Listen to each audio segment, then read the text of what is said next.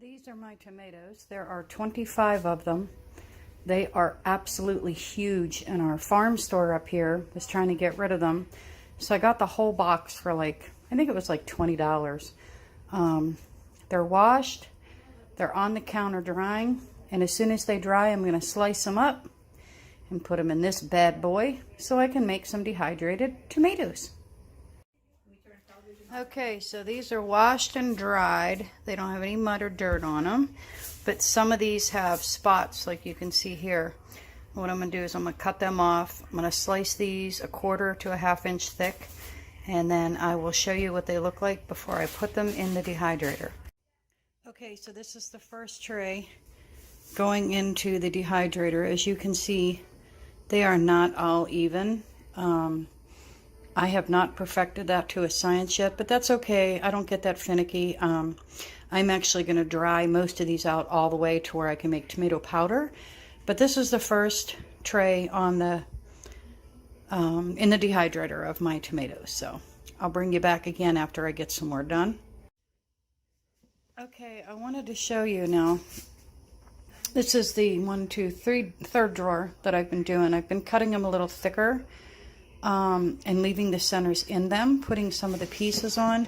It's a lot easier to cut them that way. I'm not going for perfection because I'm going to cut these in half and just throw them in a jar anyway. But it is working out really well. You can stick these tomatoes in the freezer before you cut them, just enough for them to firm up a little bit to make it a little easier. And as you see, I had 25. I now have 5. I've only used like 3.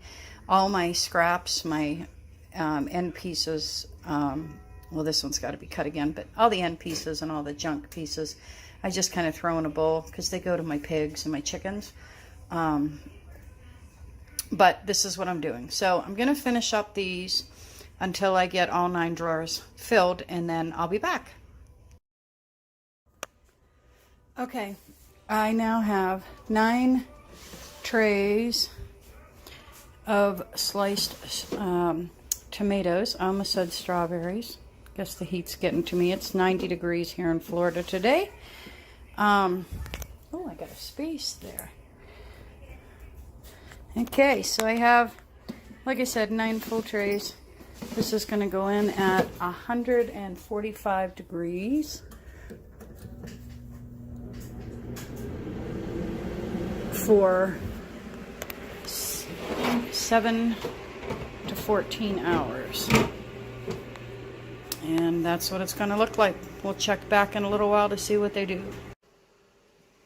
I just wanted to show you now, it's been 12 hours. These are done as far as wanting to put them in a jar to keep them. But they are still pliable. I'm going to let them cook or dehydrate longer, only because I want to make powder, so I need them to crumble. They're just not quite ready for dry enough to do that. So we're going to put them in for a little longer, and then I'll come back and show you the finished product.